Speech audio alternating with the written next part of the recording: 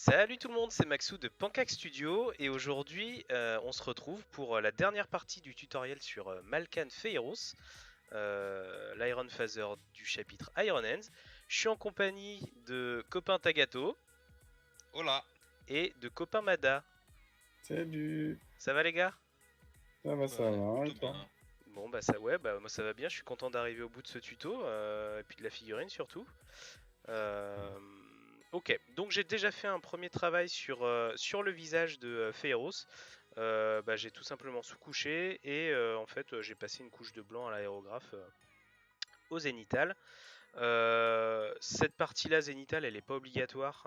Vous pouvez vraiment partir soit d'une sous-couche blanche directement, soit d'une sous-couche noire. Mais comme on va travailler à la contraste aujourd'hui, au moins passer du Grey Seer ou du Wraith Bone sur le visage, sur les parties peau. euh, du visage parce qu'en fait c'est ça qu'on va traiter principalement en contraste. Copain Tagato et copain Mada, ils sont toujours sur leur Zeldar, malheureusement. Toujours, toujours. Les collants, c'est la vie. Exactement. Surtout quand ils sont roses. Ouais, j'avoue. Ouais, non, mais ils sont très très beaux, les tiens. D'ailleurs, pour ceux qui regardent la vidéo, n'hésitez pas à aller voir Mada sur Instagram. C'est Mada Wargame. Mada Wargame sur Instagram, qui fait juste un boulot de dingue sur les Eldar. C'est une faction que j'aime pas beaucoup et pourtant je trouve qu'il met vraiment les figurines en valeur, donc surtout Bah, n'hésitez c'est pas à très aller voir ça. gentil. Bah non, c'est tout à fait honnête. Ok, donc, alors je vais dans une première étape, en fait, peindre une base en Darkos Flèche que je vais diluer avec du médium contraste. L'idée, en fait, c'est que ce soit pas trop couvrant parce qu'en plus, comme le crâne est une surface plane, bah, contraste, et sinon il va faire des grosses taches de café dégueulasses. Euh, donc là, à la louche, en fait, je vais mettre un de peinture, enfin un de contraste pour deux de médium, pour vraiment le diluer au maximum. Alors j'hésite pas à secouer les pots, hein, parce que je connais pas encore trop les consistances du médium et de la peinture. Sachant que sur toutes les contrastes, la texture est pas la même. Et la D'accord, dilution est pas la même. je savais pas non plus. Ok. Donc là vous voyez, donc palette sèche, hein.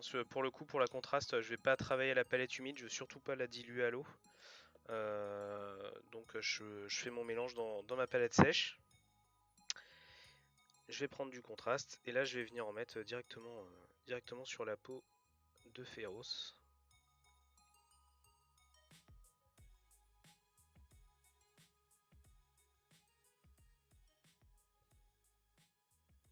Alors un peu comme le lavis, là je mets de la contraste, mais un peu comme le lavis en fait, je vais pas hésiter en fait, une fois que j'aurai passé la couche de contraste, à venir enlever ce que je considère être du surplus.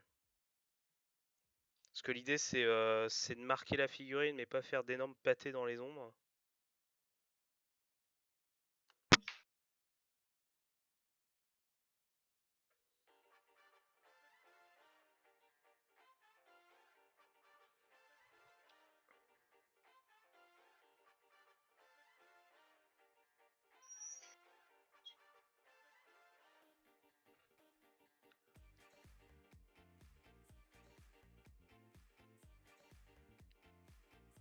Ok. Qui a piqué ma super glue? C'est pas le titre d'un film ça? Ça va le devenir. Hein.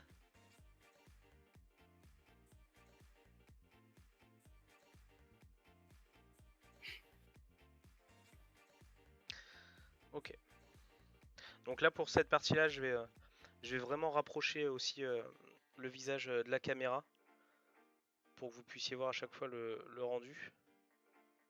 Donc là vous voyez que mon Darkos n'a pas trop marqué le visage, mais il lui a déjà donné en fait une petite teinte de peau que je vais venir accentuer éventuellement avec une deuxième couche. Bon après il faut pas oublier que ce sont quand même des hommes malades, hein, puisque ils sont moitié humains, moitié robots, hein, je me trompe pas. Et pourquoi ils sont forcément malades? Bah je sais pas, à mon avis ça doit pas faire du bien au corps humain d'être cybernétisé. C'est qu'une On verra supposition. ça. On verra ça dans Cyberpunk. C'est ça.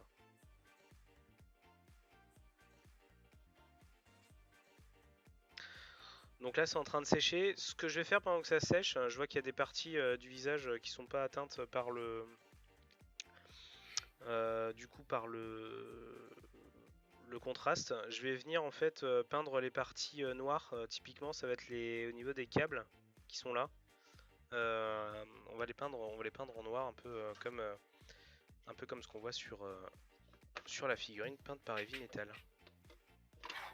Donc pour ça, comme d'habitude, hein, pour le noir, je vais prendre l'Abaddon Black Citadel que je vais venir en fait mettre sur ma palette humide bien diluée.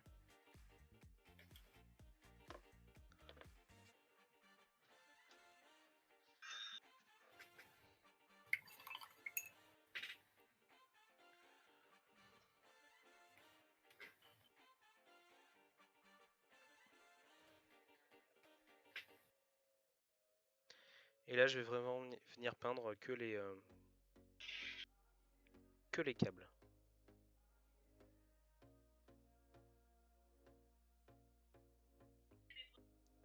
Là, au niveau de cette étape, si je suis pas très précis, c'est pas excessivement grave, même s'il faut pas venir déborder sur la peau, hein, bien sûr. Mais si je déborde un petit peu derrière ou sur les petits morceaux là qui traînent devant les câbles, c'est pas excessivement grave, puisque je viendrai les traiter d'une autre couleur.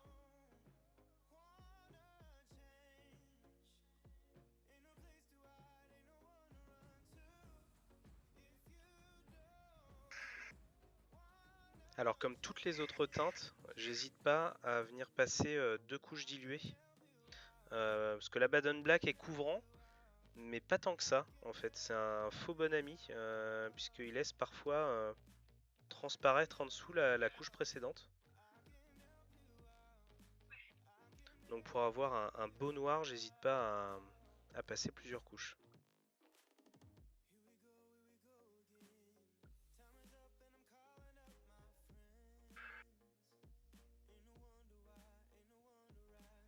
Et là on voit que les câbles, hein, ils font vraiment tout le tour de la tête. Hein. Donc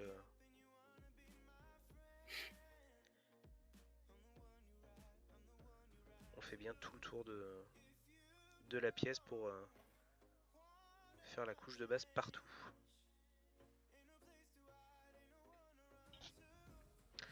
Et sachant que le noir on le traitera exactement de la même manière que l'armure en fait. Hein. C'est-à-dire qu'on viendra faire un premier éclaircissement au Dark Reaper.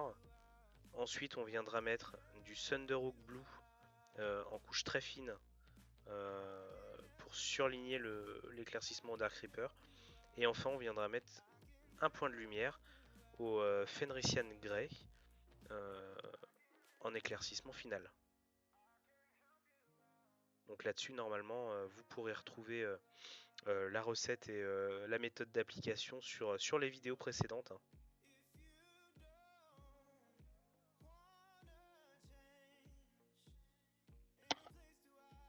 Voilà. Donc là, j'ai passé ma couche d'Abaddon Black. Je vérifie qu'elle est bien opaque. Et ça a l'air d'être le cas, donc c'est parfait.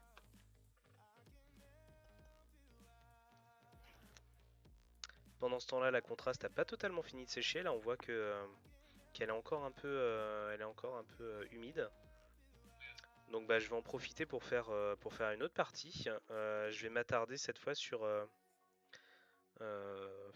quoique...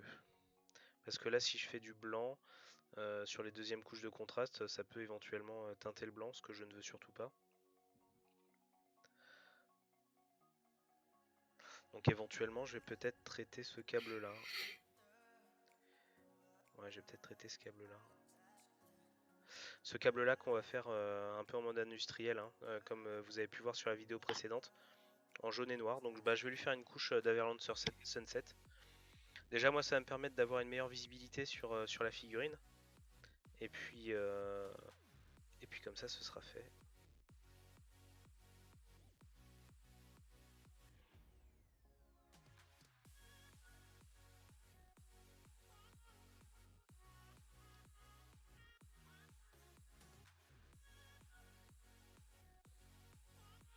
Donc là, de la même manière, hein, j'essaie d'être précis dans le coup de pinceau, mais si je déborde, c'est pas excessivement grave, puisque en dessous, ce sera une partie métallique qu'on viendra traiter après. Donc si on déborde un petit peu, c'est pas dramatique.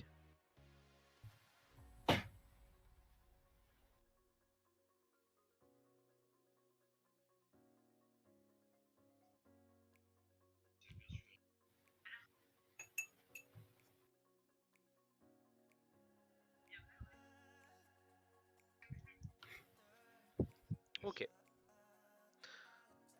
Voilà, donc ma couche de jaune est posée. Perfect.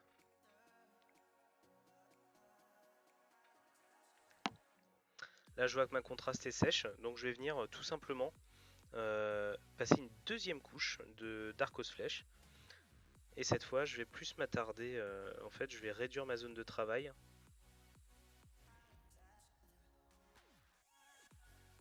Pour laisser les zones les plus claires. Plus claires.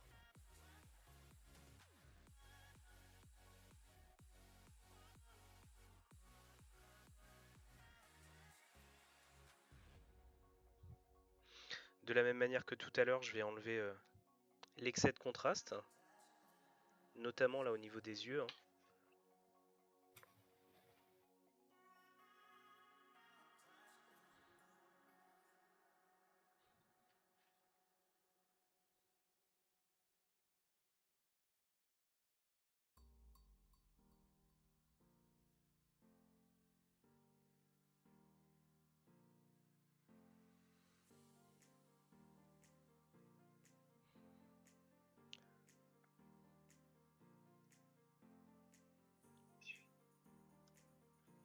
Ok. Donc là, c'est pas mal. Et donc du coup, pendant que c'est une deuxième couche sèche, bah, je vais venir traiter mon noir. Alors je vais pas être très explicite, hein, puisque encore une fois le noir je l'ai traité dans une vidéo précédente, donc n'hésitez pas à vous y reporter si jamais vous avez des doutes.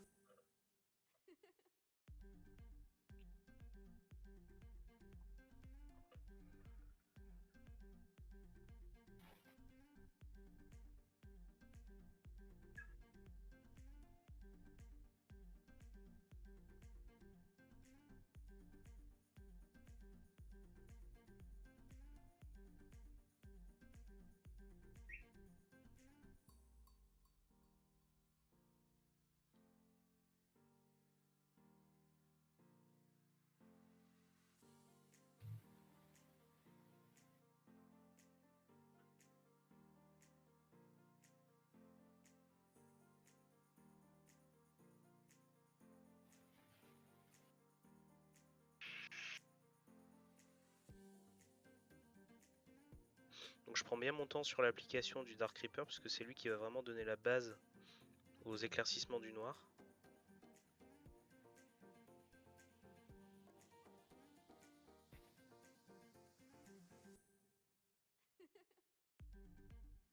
Voilà. Donc j'ai bien fait le tour de tous les câbles.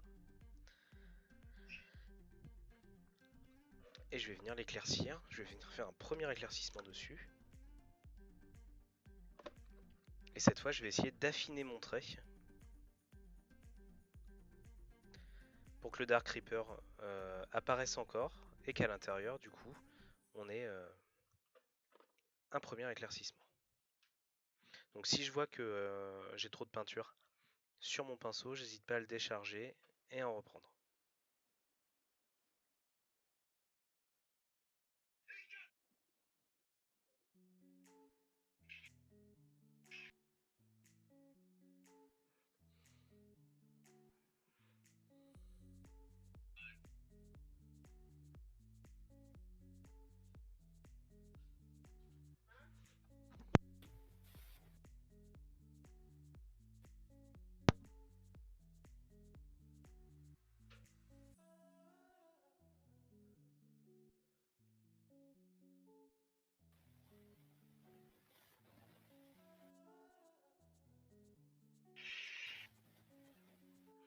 Alors que ma peinture était très bien diluée, j'hésite pas à passer plusieurs couches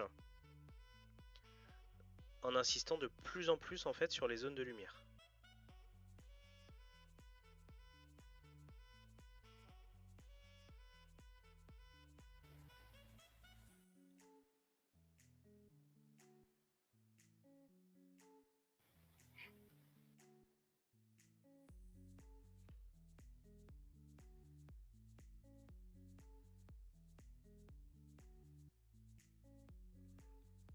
Voilà.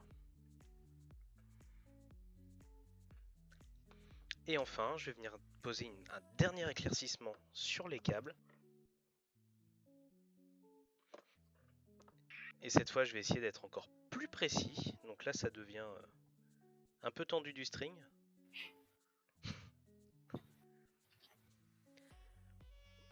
Et cette fois, je vais essayer vraiment de venir tracer un trait très fin dans les zones les plus lumineuses.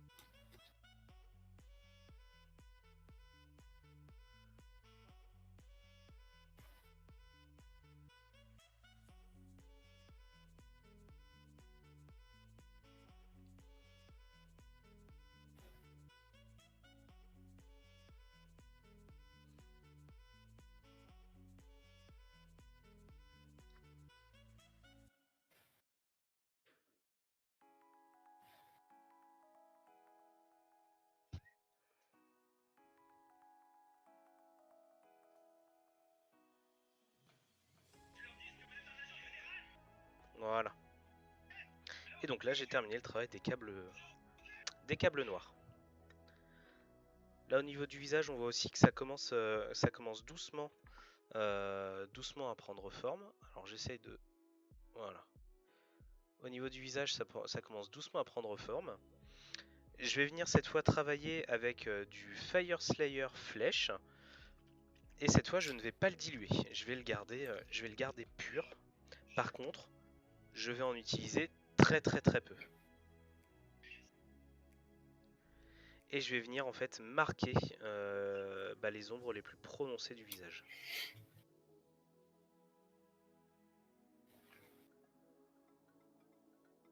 Par exemple, on va avoir les rides des yeux. On va avoir sous le nez.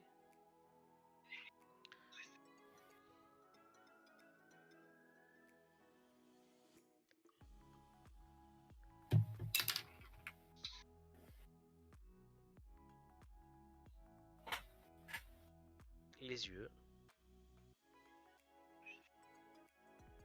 Alors encore une fois, je n'hésite pas, si j'en mets trop, à venir en récupérer avec mon pinceau. Et ensuite, je vais faire tout le contour.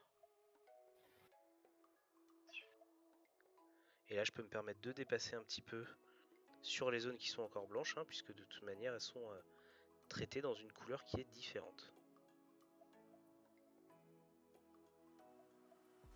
C'est génial la contraste.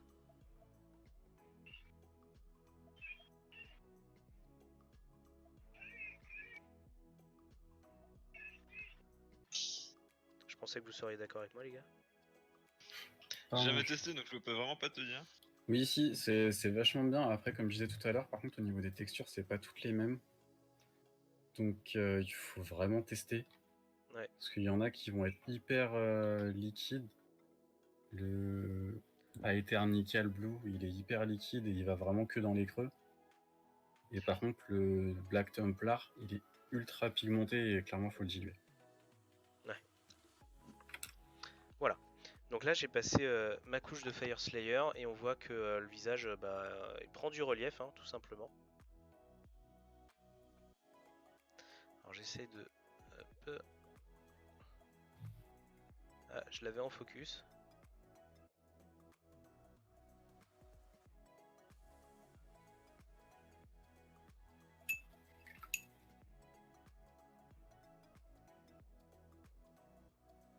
Voilà. Ok, donc pour l'instant le visage, on va pas le travailler plus. En tout cas, on a terminé avec les couches de base. On va venir ensuite lui donner un peu vie avec ce qu'on appelle la carnation, hein, c'est le fait d'ajouter des teintes au niveau de la peau. Là maintenant, ce que je vais faire, c'est que je vais travailler le métal. Et pour ça, je vais utiliser comme ce que j'ai fait sur les autres, le Duraluminium de Metal Color en 7702. Et je vais venir l'appliquer sur les zones métalliques qu'il a sur sa tête. Et putain, j'ai à peine ouvert le pot, Mada, tu vois ce que je te disais? Et ça a giclé. À peine t'ouvres le pot, t'en as plein les doigts, quoi. Putain. Oui. La peinture est géniale, hein.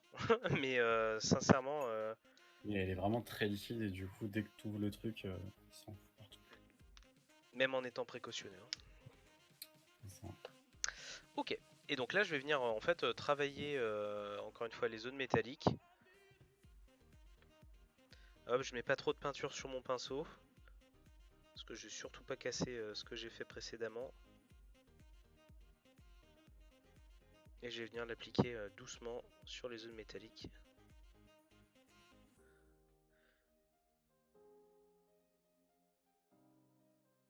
Merde.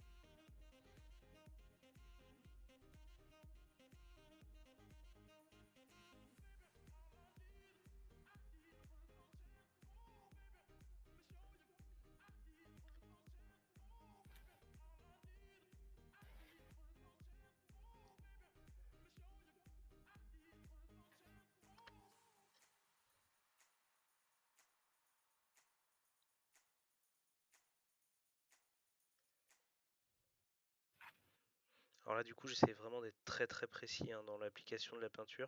Parce qu'en plus, celle-là, elle a tendance à être très liquide et du coup, elle va aller un peu se mettre comme la contraste dans les creux. Et pour peu qu'on dépasse, on est capable d'arriver à mettre de cette peinture-là là où on ne souhaite pas. Donc, il faut être très très vigilant sur l'application.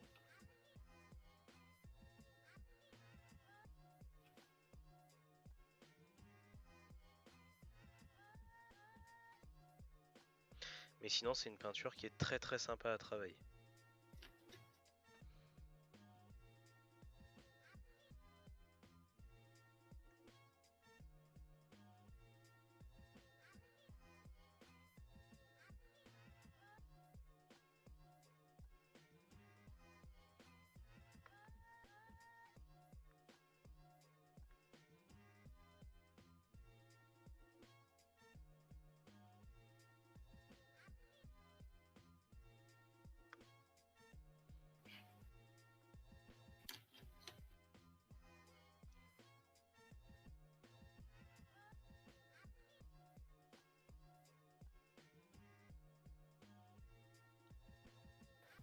Voilà.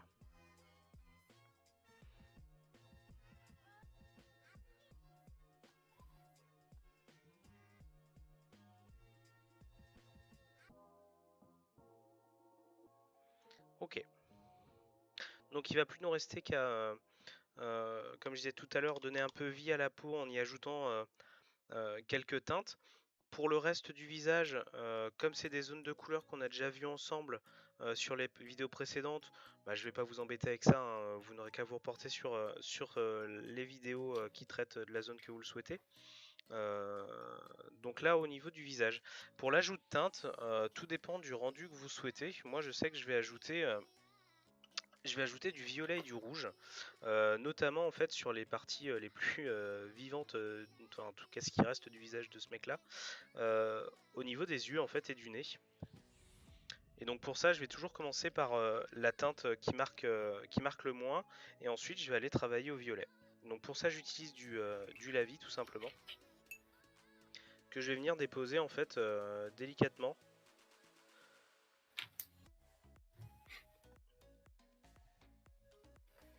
sur les zones qui m'intéressent. Donc là, typiquement, ça va être au niveau du nez, au niveau des arêtes du nez,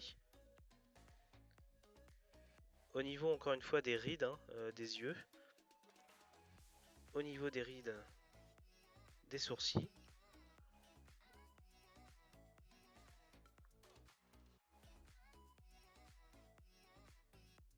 Et vous voyez, j'en mets pas beaucoup, hein. Je mets vraiment quelques pigments à ces endroits-là.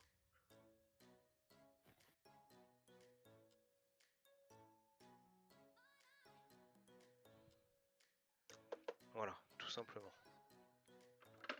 Là, pour le coup, le lavis va sécher très très vite.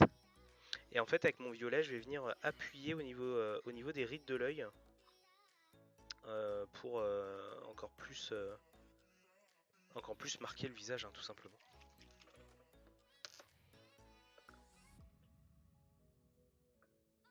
Donc je prends un peu de lavis violet. Si j'en ai trop sur mon pinceau, comme d'habitude, j'hésite pas à décharger. Et là, je viens appliquer mon lavis au niveau des yeux. Au niveau de l'œil, puisqu'il n'en a plus qu'un.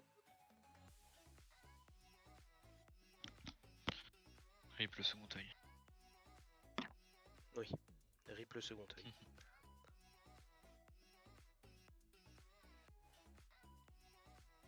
Ok.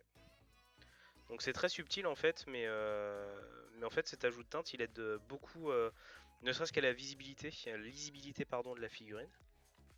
Et là au niveau du visage, le rendu est quand même pas mal. Et c'est bien contrasté avec le reste de l'armure.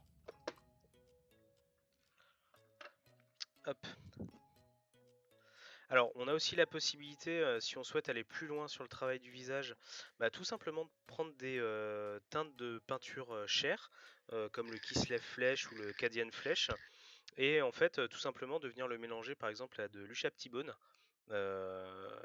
pour venir faire des éclaircissements supplémentaires, notamment pourquoi pas au niveau des sourcils, et pourquoi pas faire en fait des petites rides au niveau du front. C'est des choses qui sont complètement possibles. Tout dépend voilà, du rendu que vous souhaitez avoir sur votre figurine. À titre personnel, je préfère plutôt mettre en valeur la partie bionique du crâne. Donc ça veut dire que je vais voilà, venir travailler, comme je l'ai fait sur l'armure, le métal, venir faire le câble industriel, l'optique et le blanc tel qu'on l'a travaillé sur les différentes parties du Marines. Voilà, donc j'espère que ce traitement de la peau vous a plu. Vous voyez, c'est relativement simple, avec deux couleurs contrastes, on arrive à avoir un rendu qui passe très très bien. Donc si la vidéo vous a plu, n'hésitez pas à vous abonner à la chaîne, à cliquer sur la petite cloche, à liker la vidéo et la commenter. Moi je vous dis à très vite pour un prochain tutoriel et salut les copains. Salut! Salut. À la prochaine.